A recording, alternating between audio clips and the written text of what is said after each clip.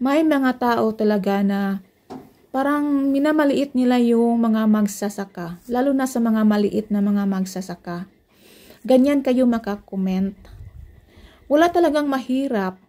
Pag ginusto nila yung trabaho, pag masipag ka lang, walang mahirap. Huwag niyong minamaliit yung mga magsasaka.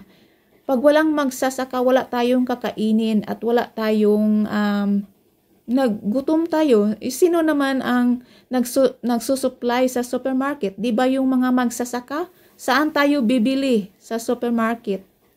Yung mga kinakain natin pang araw-araw, sinong nagtatanim yan? Mga magsasaka. Minamaliit niyo lang yung mga yung mga taong ganyan. Parang kayo? Yes, mayaman kayo, hindi kayo mga magsasaka. Pero yung mga, for example, if you are an engineer, you working in the office or kung ano ang ginagawa niyo diyan, hindi kayo mga magsasaka. Marunong ba kayong magtanim ng ganito? Hindi niyo alam 'yan kung paano magtanim.